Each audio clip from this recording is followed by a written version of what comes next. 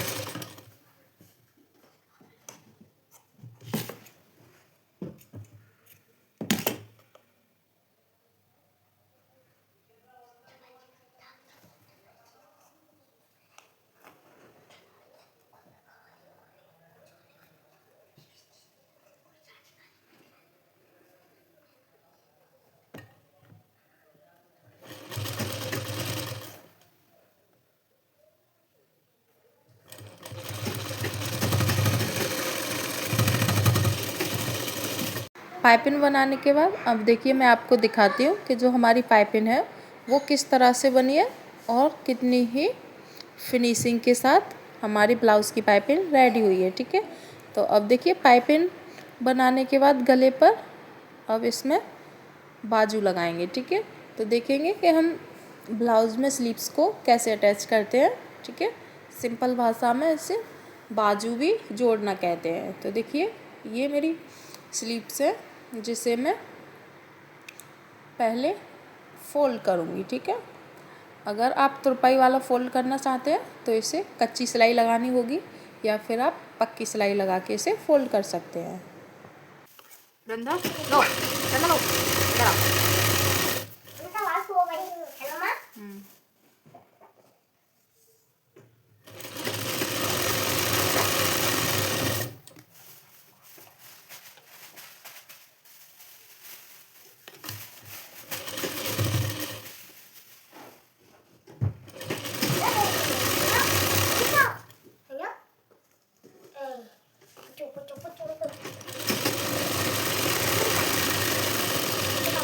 Sleeves को fold करने के बाद अब हम इसमें स्लीव्स अटैच करेंगे। तो देखिए स्लीव्स अटैच करने से पहले आपको इस तरह से दोनों स्लीव्स को रख के और देखिए इस तरह से 1.25 इंच का कट लगाना है, यानी कि 1.25 इंच चौड़ा इस तरह से कट लगा लेना है। ठीक है, इस कट को लगाने से क्या होता है, जो हमारी स्लीव्स होती है आपने देखा होगा यहाँ पर झोल आती है, तो इस तरह से कट लगाने के बाद झोल आने का चांसेस बहुत कम रह जाता है। ठीक है, तो देखिए जो हमारी स्लीव्स का सेंटर पॉइंट है ये वाला, इसे आप कंधे पर रख के इस तरह से एक बार चेक कर लेंगे कि जो हमारी स्लीव्स का होल है और आर्म होल दोनों परफेक्ट है या नहीं, और रख के आप पूरी स्लीव्स को अटैच कर लेंगे।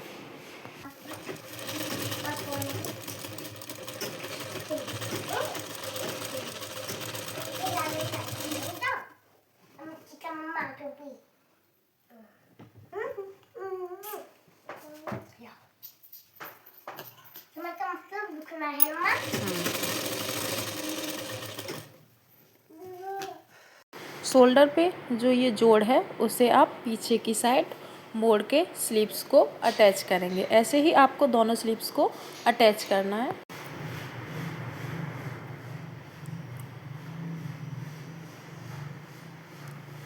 देखिए अगर आपका जो ये आर्म होल है वो हल्का सा 1/2 इंच से 1 इंच बड़ा होता है, तब आप क्या करेंगे, आपको हल्का सा स्लीव्स को खींच के अटैच करना है।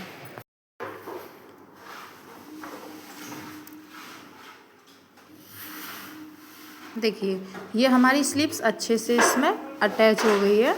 अब देखिए ऐसे ही आपको दूसरी स्लीव्स को भी अटैच करना है। देखिए इस तरह से रख के स्लीव्स को अच्छे से सिलाई लगा लेंगे। ठीक है, जो शोल्डर वाला जोड़ है उसे आप पीछे की साइड मोड़ के ही स्लीव्स को अटैच करना है। ठीक है, अगर आप सीधी साइड इसे मोड़ देंगे तो हमारी एक स्लीव्स में उल्टी साइड हो जाएगा और एक स्लीव्स में सीधी साइड। तो देखिए ये हमारी दोनों स्लीव्स अच्छे से लग के तैयार हो गई। ठीक है, और देख सकते हैं आप कि हमारी फिनिशिंग भी स्लीव्स में अच्छी आई है। ठीक है, अब देखिए हम इसमें फ़िटिंग लगाएंगे। तो फ़िटिंग लगाने से पहले हमें इस तरह से साइड से एक सिलाई लगानी होती है। ठीक है, तो आपको अच्छे से पकड़ के सिलाई लगानी है। जो भी हमारा back and front part extra होगा वो अभी यहीं पर निकल जाएगा। आपको यहाँ पर दोनों साइड से सिलाई लगानी है।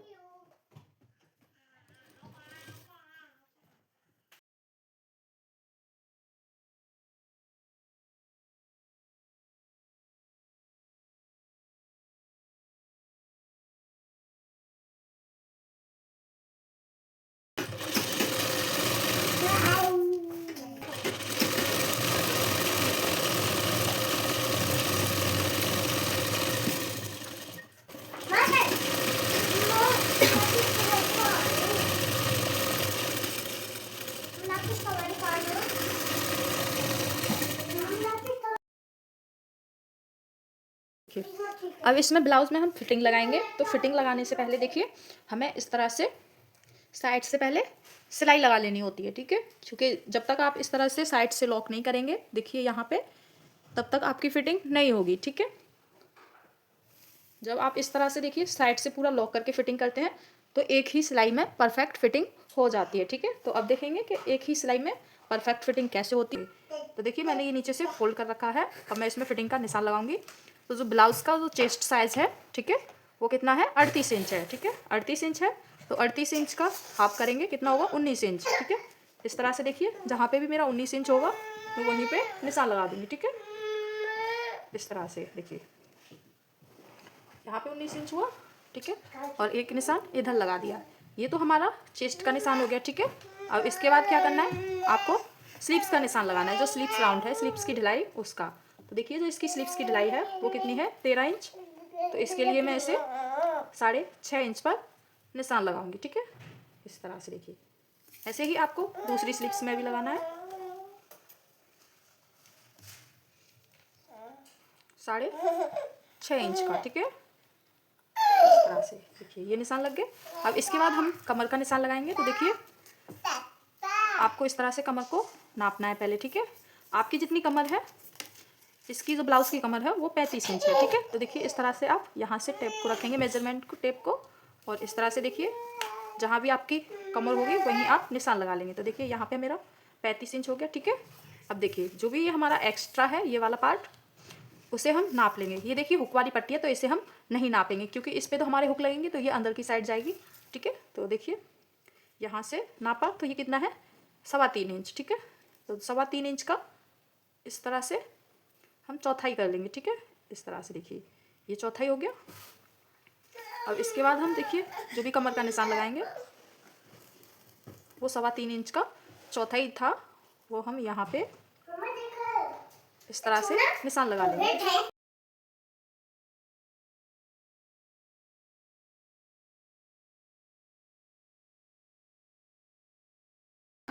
3.25 का कितना, चौथाई। तो ये हमारा 1.25 इंच होगा, ठीक है। इस तरह से निशान लगा लेंगे इधर भी। अब देखिए जो ये हमारे तीनों निशान हैं, ये कमर वाला और चेस्ट वाला और ये हमारी स्लीव्स वाला, ठीक है। इन तीनों को आपको मिला लेना है।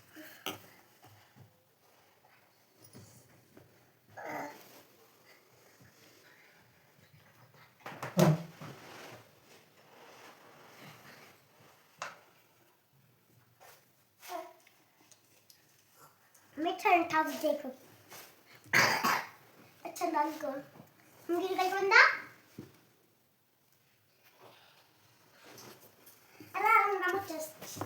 ऐसे ही आप इधर भी निशान लगा लें।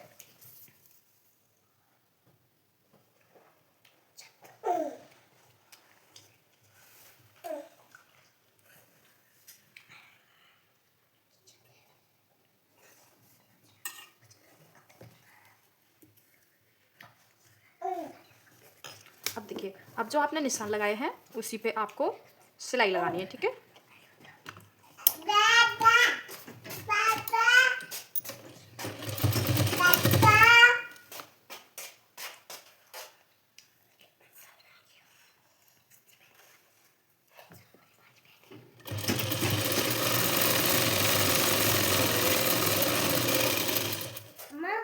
इनमें बीज रहते हैं, इनमें बीज रहते हैं।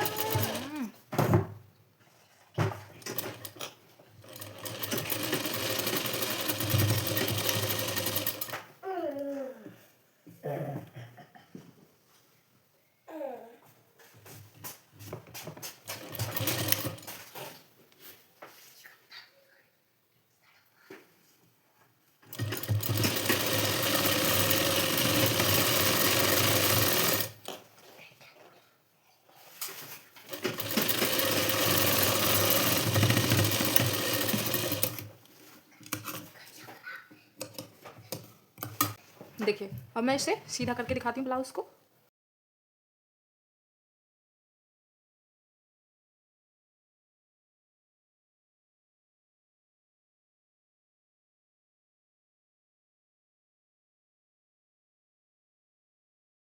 हमारे सिंपल ब्लाउज की फुल स्टिचिंग की वीडियो आपने स्टेप बाय स्टेप देख लिया होगा। तो आशा करती हूँ कि आपको एक ही बार में समझ में आ गया होगा। अगर आपको कोई भी बात या कोई भी सिलाई समझ में नहीं आई है तो आप कमेंट करें, मैं आपको दोबारा से समझाऊंगी।